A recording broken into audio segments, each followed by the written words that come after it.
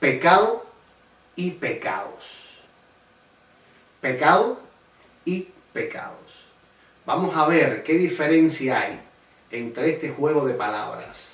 Pecado, como ustedes pueden verlo allí, lo he puesto en todas las letras en mayúsculas, y pecados con todas sus letras en minúsculas. David siempre se condujo rectamente. Fue un pastor fiel de ovejas, enfrentó al gigante Goliat, respetó a Saúl. Y cuando digo que respetó a Saúl, estamos hablando de un gran mérito.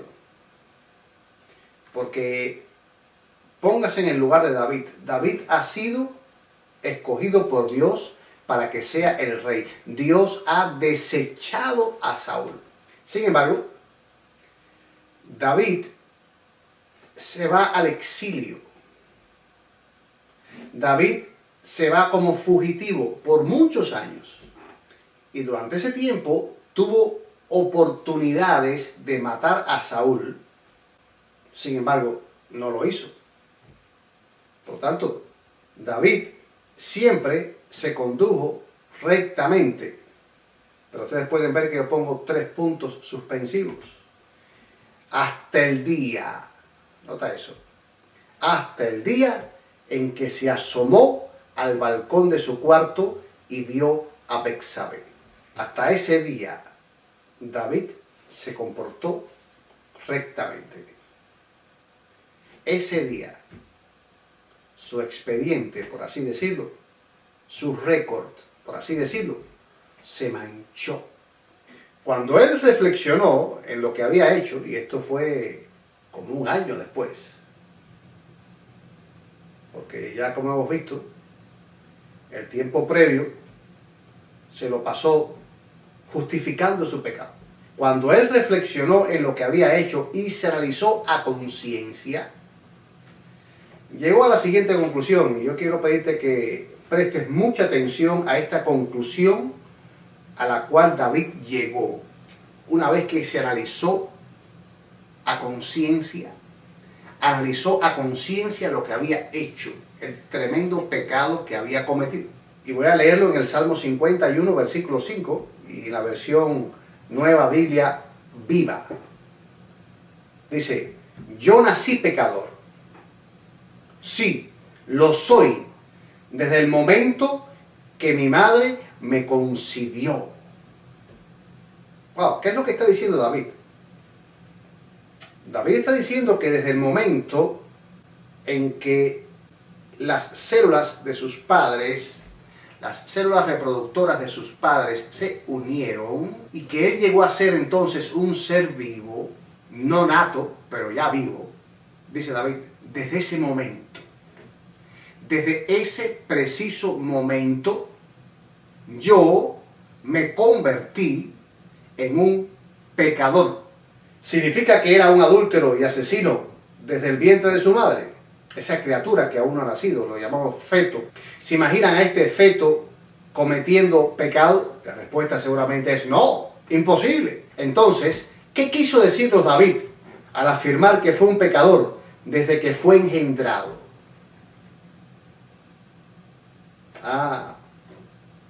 El pecado, y nota bien que ahí está pecado con mayúsculas, todas las letras en mayúsculas.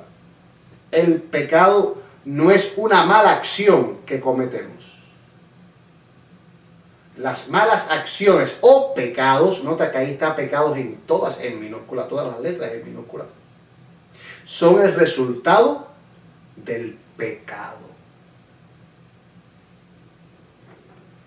En otras palabras, el pecado es una tendencia muy arraigada en nosotros que nos lleva a cometer pecados.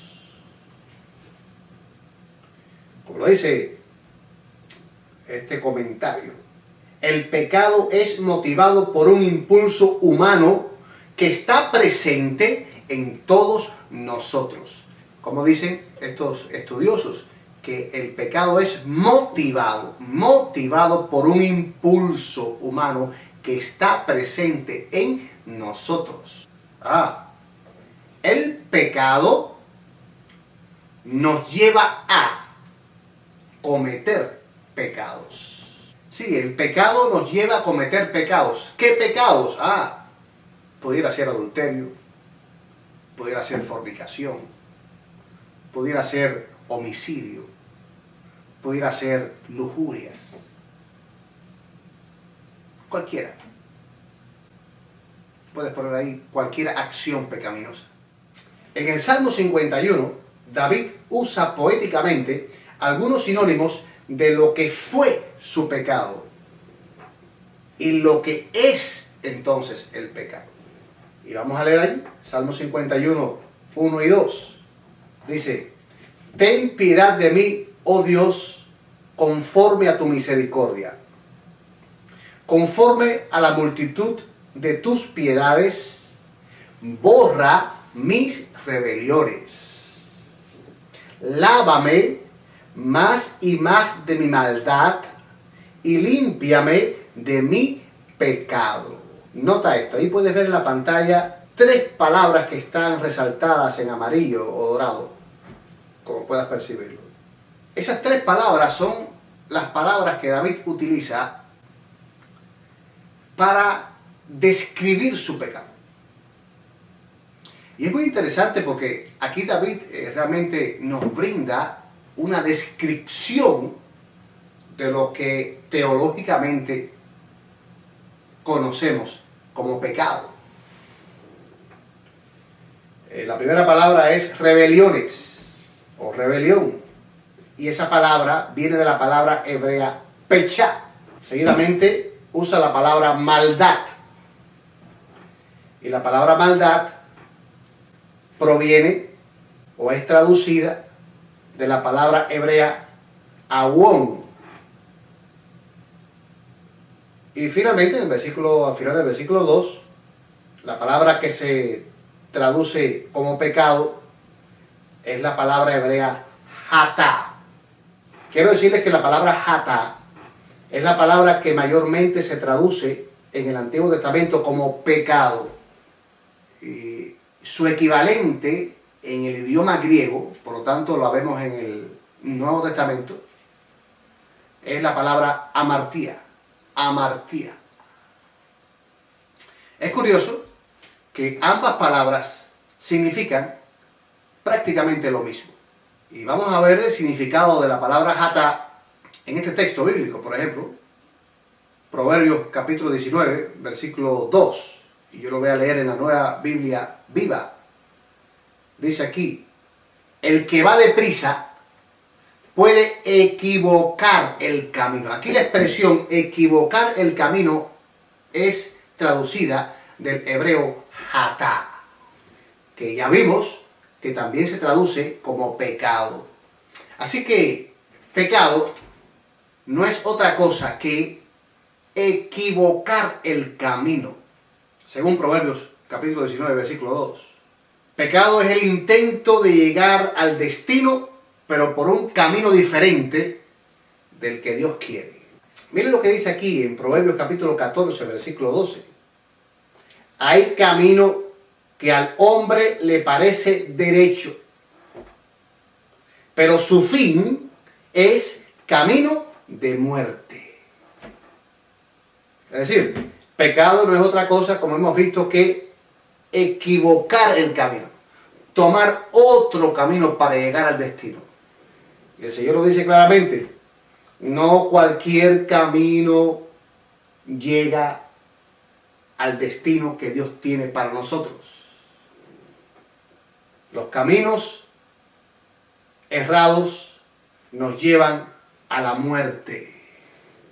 Y vimos en el tema anterior, y dicho sea de paso, te lo recomiendo, dejándote aquí el link, que el pecado finalmente desemboca en muerte. No necesariamente la muerte física, pero sí otras muertes que a veces son más terribles que la muerte física. Porque hay mucha gente, cuando ven las consecuencias de sus pecados, deciden suicidarse. Porque esa muerte que están experimentando ya como consecuencia del pecado es más terrible que morir. Dios quiere que seamos felices y para eso nos muestra el camino de la obediencia. Vean ustedes otro significado de la palabra hatá, que ya hemos visto, según este texto de Proverbios, que hatá es equivocar el camino, tomar otro camino. Pero vean ustedes que esta palabra se vuelve a usar aquí en Jueces, capítulo 20, versículo 16. Yo lo voy a leer esta vez en la traducción en lenguaje actual. Dice que había también 700 soldados zurdos que eran muy hábiles con sus hondas. Así que este ejército tenía 700 soldados zurdos. Vean ustedes qué interesante. Eran muy hábiles con sus ondas. Si usted puede ver ahí la ilustración de lo que es una onda de aquellos tiempos. Ahí le ponían la piedra en esa fajita allí y entonces le daban vueltas y la lanzaban. Estos soldados, yo lo estoy haciendo con la derecha, pero estos soldados lo hacían con la zurda. Eran zurdos y eran muy hábiles con sus ondas. Y vean ustedes cómo sigue diciendo el texto. Podían lanzar, y me gusta mucho cómo lo traduce la traducción en lenguaje actual, porque es una versión bastante popular. Dice, podían lanzar una piedra contra una mosca y nunca fallaban. Wow. En otras palabras, la palabra aquí que se traduce como fallar es hatá. La misma que ya hemos visto que se traduce en Proverbios como equivocar el camino, tomar otro camino, que también es hatá, que se traduce como pecado y es la más usada en el Antiguo Testamento como pecado, y es su equivalente en el Nuevo Testamento es amartía. También significa fallar al blanco. Dice que ellos nunca fallaban, pero la palabra fallar es hatá. Por lo tanto, hatá también significa fallar al blanco. Errar en el tiro al blanco. Y mire lo que dice Deuteronomio capítulo 30, versículo 19. Yo lo leo aquí en la palabra de Dios para todos.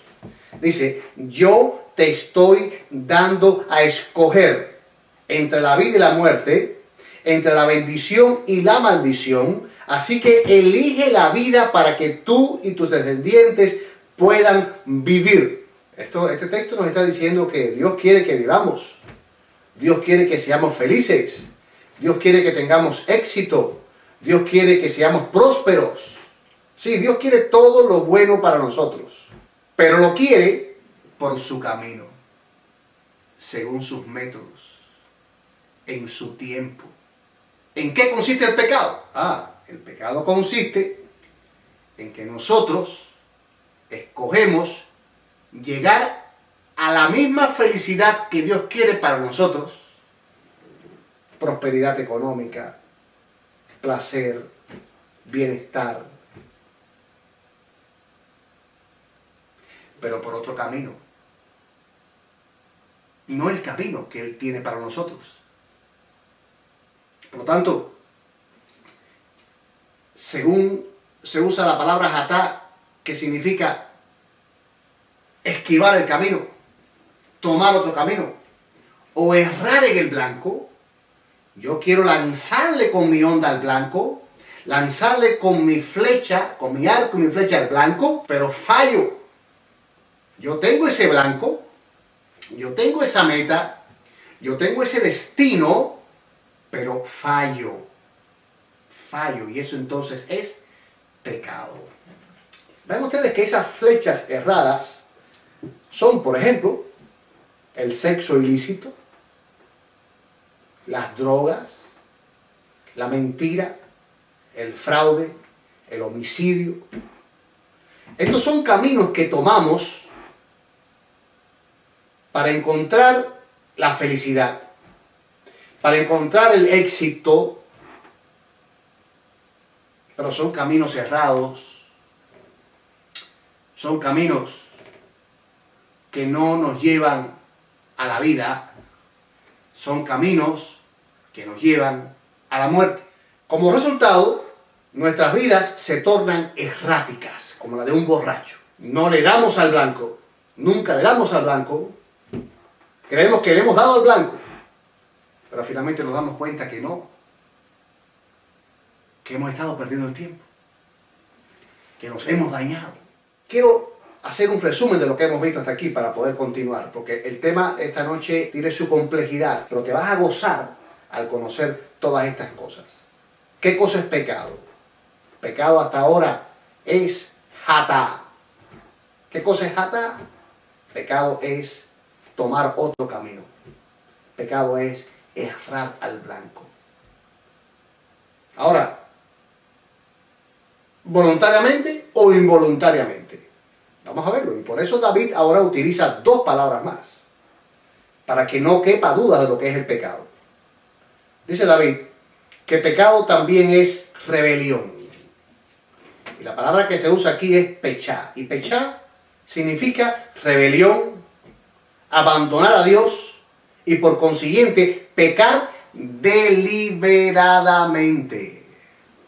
Como dice otro comentarista, es el acto de rebeldía consciente en contra de la voluntad de Dios. Sí, no es que yo tomé ese camino porque me entretuve y me fui por ahí. No.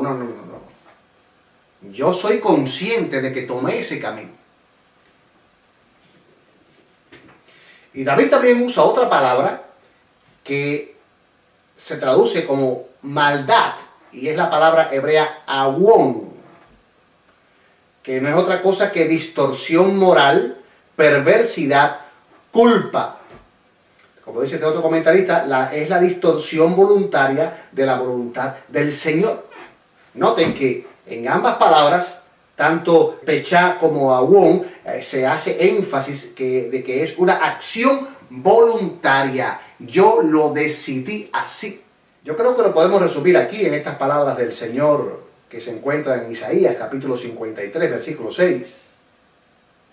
Dice que todos nos descarriamos como ovejas. Nos descarriamos. En otras palabras, tomamos otro camino.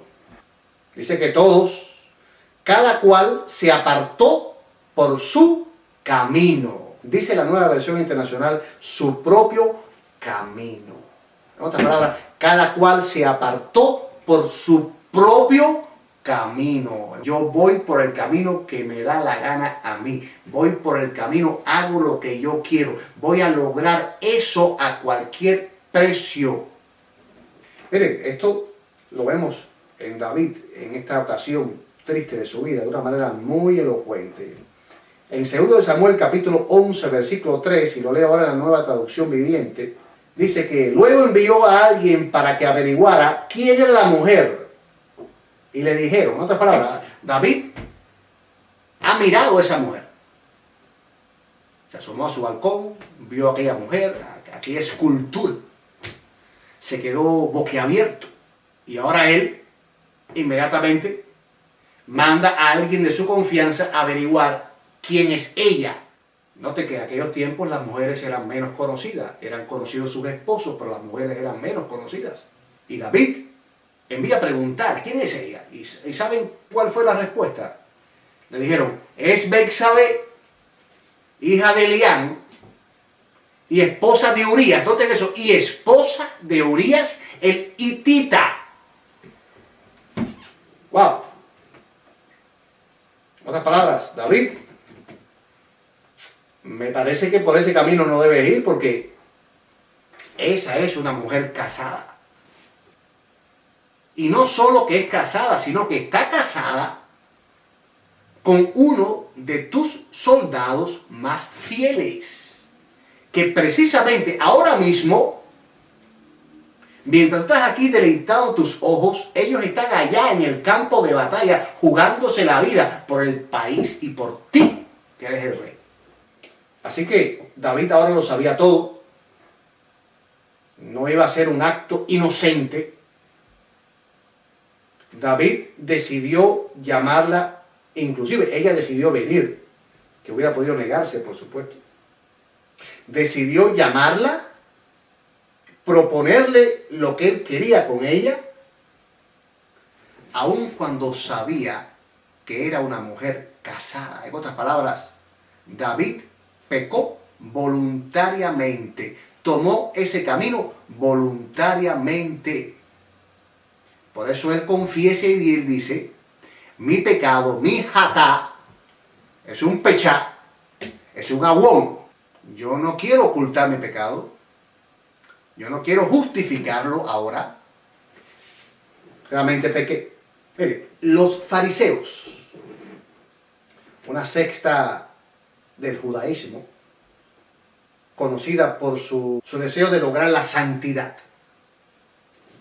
su deseo de ser diferentes a como eran los otros judíos livianos. Así que los fariseos quisieron corregir el camino y crearon una cantidad enorme de leyes que tenían el propósito de que se hiciera muy difícil salirse del camino correcto. Ellos llegaron a la conclusión, como es tan fácil salirse del camino, como es tan fácil elegir el camino incorrecto, vamos a hacer esto difícil. Vamos a poner cercas, vamos a poner vallados, vamos a ponerlo difícil. Y entonces crearon un montón de leyes que eran leyes protectoras de las principales leyes. Pero como esto no era más que una fachada, no era más que una corrección externa, esto trajo como consecuencia entre los mismos fariseos que surgiera otra manera de pecar en el camino. En el camino del Señor, entre comillas, ahora había otra manera de pecar. ¿Y saben cómo se llamaría esta otra y nueva manera de pecar? El legalismo. ¿Cómo? El legalismo.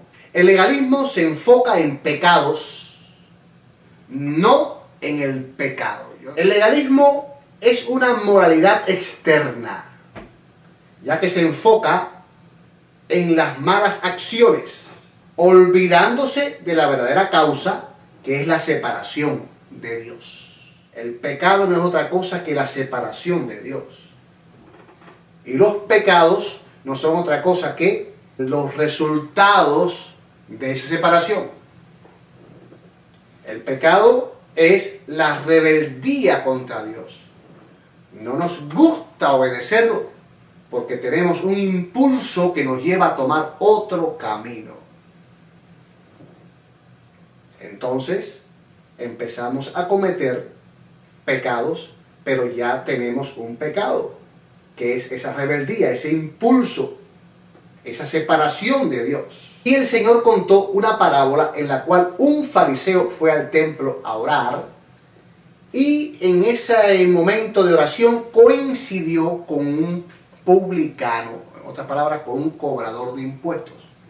Así que ahora en la iglesia, en el templo, están presentes dos individuos muy contrastantes. Uno representa la santidad. Uno tiene fama de santidad y el otro tiene fama de pecado. Y los dos comienzan a orar. Yo voy a enfatizar en este momento la oración del fariseo. Dice que, puesto de pie, el fariseo oraba así, dice el Señor. Está en Lucas 18, versículos 11 y 12, y yo voy a estar leyéndolo en la traducción en lenguaje actual. Dice, Dios, te doy gracias porque no soy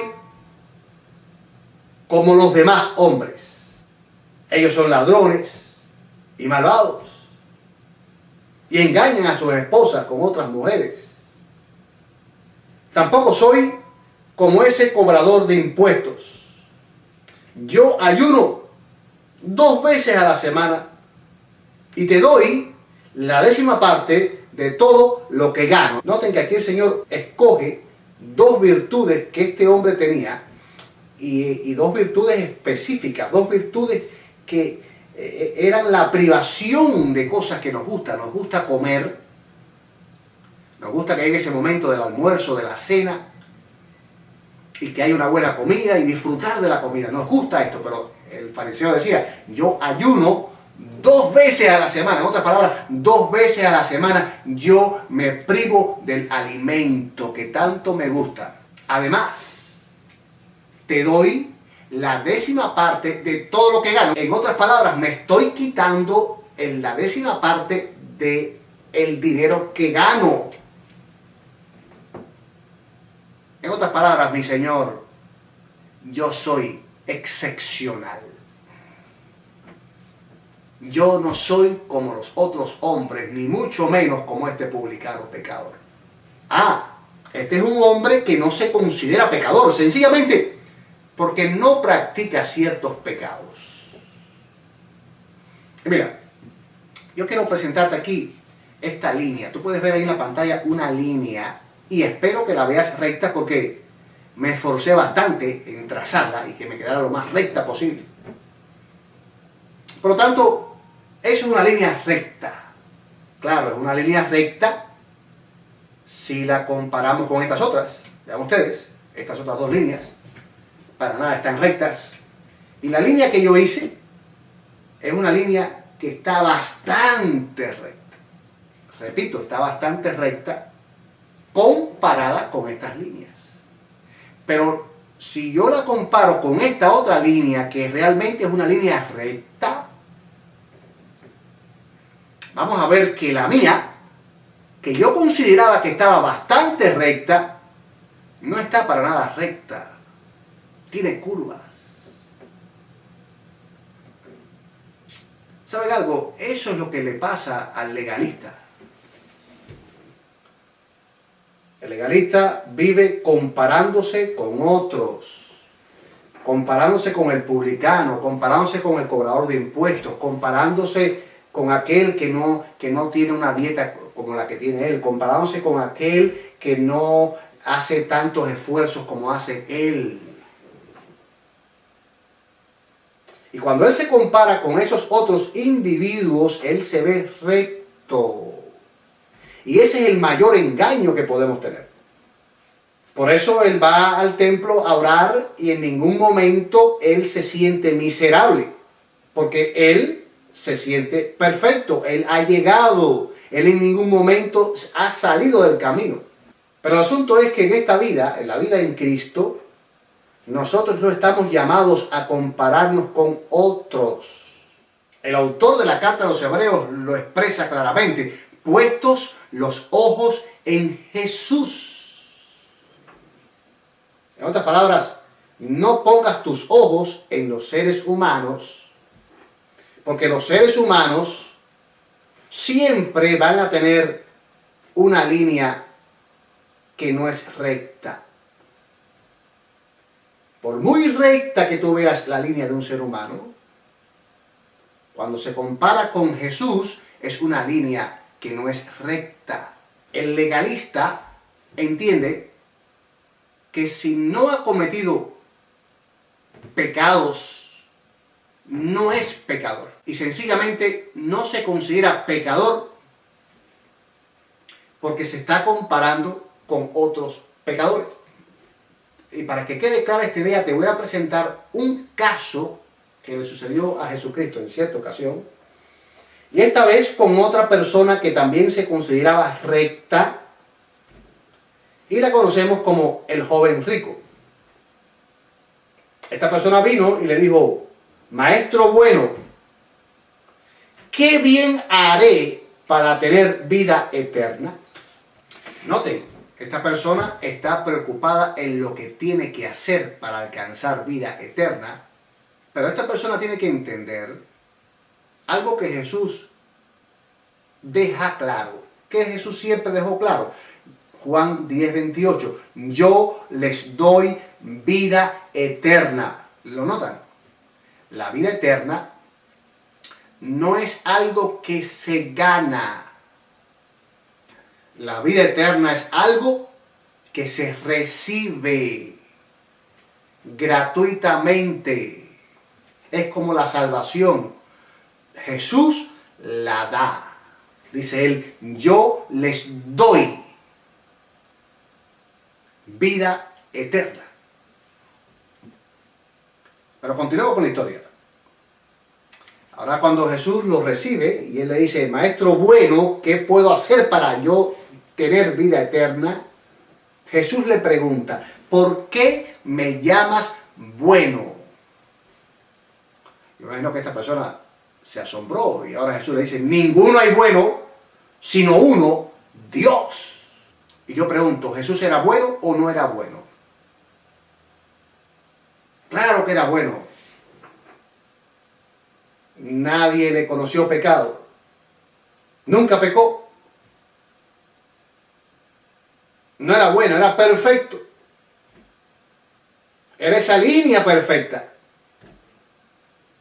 Sin embargo, ahora Jesús, para tratar con él, para hacerle ver por qué razón él se considera bueno, cuando Jesús mismo está diciendo que el único bueno es Dios, le pregunta, ¿por qué me llamas bueno? Ahora Jesús le dice, mas, si quieres entrar en la vida, guarda los mandamientos. Entonces, él le dijo, ¿cuáles? Esto es algo bien curioso y bien cómico, mis queridos amigos.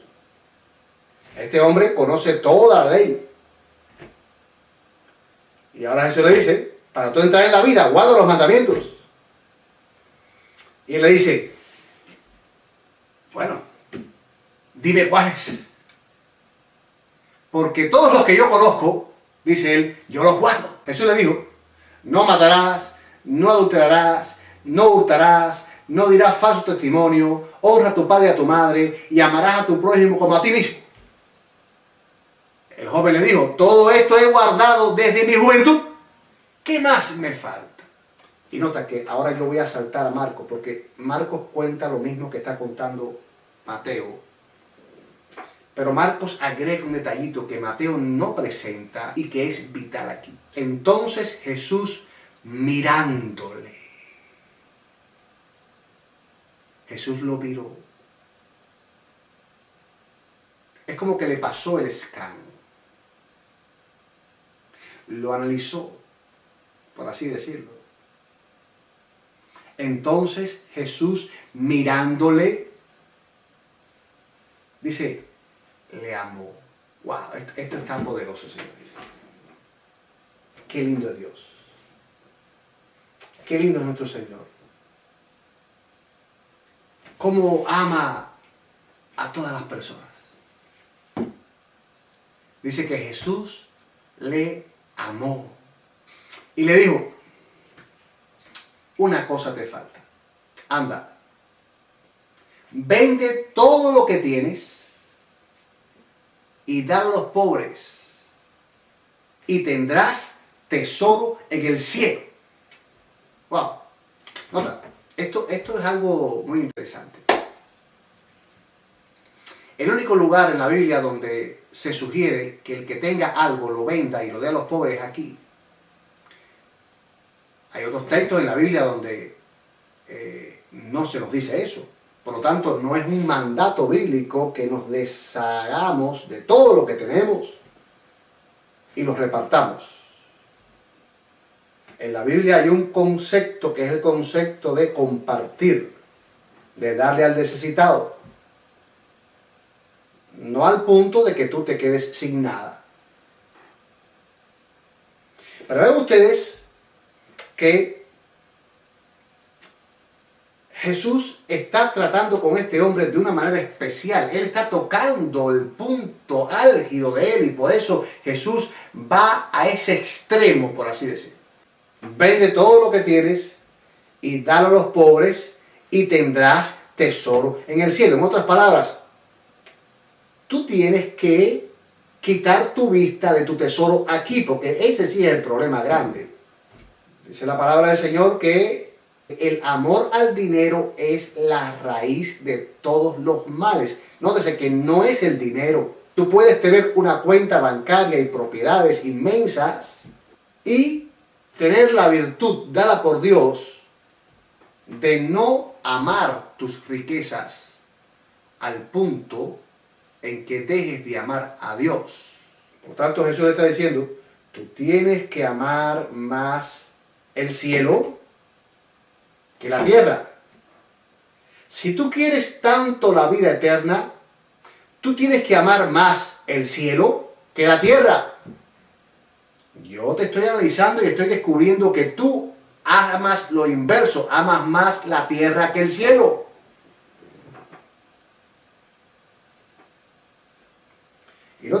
esta última parte que es clave. Y ven, cuando hagas eso, ven y sígueme. En otras palabras, Jesús lo que le está diciendo es lo siguiente. Si tú quieres tener vida eterna, tú tienes que seguirme a mí. Pero tú no vas a poderme seguir si tú no vendes todo lo que tienes, si tú no te deshaces de todo lo que tienes.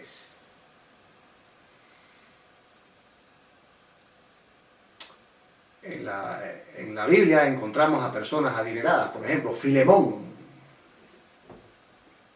era un hombre adinerado. En ningún momento Pablo le reprocha su dinero y sus propiedades y su hacienda. No. Solo que Filemón era una persona que colaboraba con la obra del Señor. Él ponía sus recursos a disposición del Señor y se podía contar con él. Pablo podía contar con él. Y la iglesia podía contar con él. El joven rico tenía que hacer un cambio en su vida radical para convertirse en un seguidor del Señor. Y vean ustedes lo que dijo el mismo Cristo aquí en Juan 17:2. Dice, tú me diste autoridad y poder sobre todos los que viven en el mundo para dar vida eterna a todos los seguidores que me has dado. En otras palabras, la vida eterna es un regalo que el Señor le da a los que son seguidores de Cristo. Por lo tanto, aquí ahora el Señor le está diciendo al joven rico que si quiere tener vida eterna, tiene que convertirse en un seguidor del Señor. Pero para convertirse en un seguidor del Señor, tiene que hacer algunos ajustes. Mira, yo quiero recomendarte esta reflexión que presenté hace un tiempo. Y lo puedes encontrar aquí en este link. Su título es Sé un seguidor de Jesús. En esa reflexión yo te muestro todos estos detalles acerca de ser un seguidor. Un tema clave, porque si estamos hablando de vida eterna, tenemos que ser seguidores del Señor. Te lo recomiendo. Así que la única solución para nuestra vida de pecado es vivir en compañerismo estrecho. Ser un seguidor de Jesús. El joven rico se fue, no se convirtió en un seguidor de Jesús y seguramente seguiría viviendo santamente a su manera, por su camino. Y nótese que no era necesariamente un camino de adulterio, de fornicación, de mentira, de lujuria, no. Él moralmente vivía intachablemente a los ojos de los hombres. Y él siguió viviendo así. Pero lo que quiero demostrar con esto es que aún viviendo así, sin cometer esos pecados, pero sí el pecado del legalismo, andamos por otro camino. Por lo tanto, es un pecado. Un pecado hasta más difícil que el pecado de los publicanos. Porque los publicanos, los cobradores de impuestos, se dan cuenta mejor de su condición. Este joven creía que la salvación se obtiene por hacer cosas buenas. Por eso creía que tenía que hacer algo más. Su mentalidad es como la de muchos hoy, que creen que si no hacen cosas tan malas como otros, ya no son pecadores. Ellos están enfocados en los pecados. Quiero decirte que David, con el cual comenzamos este mensaje, no se enfocó en su pecado. David no se enfocó en su pecado con minúscula, David se enfocó en su pecado con mayúscula, y lo vemos aquí, dice Salmo 51:4, y lo leo en la traducción en lenguaje actual, dice, a ti, refiriéndose a Dios, a ti, y solo a ti, te he ofendido. He hecho lo malo en tu propia cara, le dijo David al Señor. David está diciendo, Señor, yo he pecado contra ti, solo contra ti. Y obvio, él había pecado contra Urías al enviarlo a la muerte. Pero David aquí está enfocándose no en su pecado con minúscula, que fue el homicidio en este caso, y el adulterio. David se está enfocando en su pecado con mayúscula, que es rebeldía contra Dios, pecar contra Dios. Esa es la clave de esto. Entonces miren, ¿qué le pide David a Dios? Le pide por lo menos 8 cosas. Le pide que lo lave, que lo limpie, que lo purifique, que borre su pecado, que cree en él un corazón limpio, nuevo, que renueve en él un espíritu recto, que un espíritu noble lo sustente, que lo libre. Wow. David ha ido a la raíz. Ha ido a la raíz. Y Dios quiere, mi querido amigo, que en esta noche tú vayas a la raíz.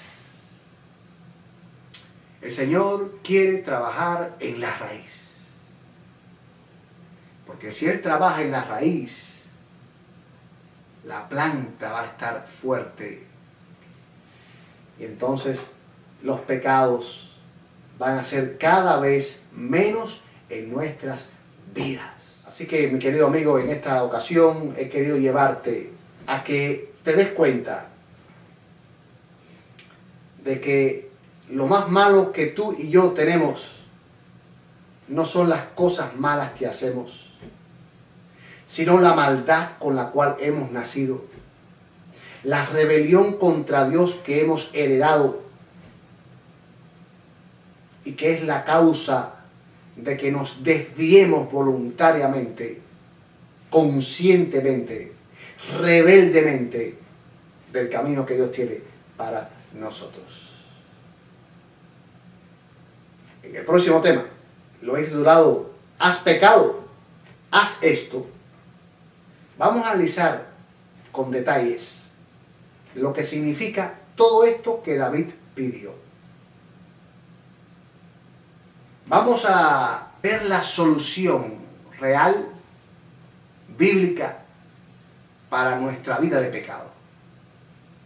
Y estoy convencido que así como David encontró la paz y la felicidad, tú y yo también la encontraremos. Porque el mismo Dios que lo ayudó está dispuesto a ayudarnos a nosotros hoy también. Que Dios te bendiga. Oremos. Padre, gracias por tus bondades. Gracias por el privilegio de haber podido presentar esta palabra en esta hora para estos oyentes. Para estas personas que se han conectado en esta noche, pero también para los que se conectarán después. Oh Señor, te pedimos que podamos entender esto. Y al entenderlo, podamos pedirte como David. Oh Señor, límpianos, purifícanos. Oh Padre, nos ponemos en tus manos. Permite que esto pueda ser realidad en nuestras vidas. En el nombre de Jesús. Amén.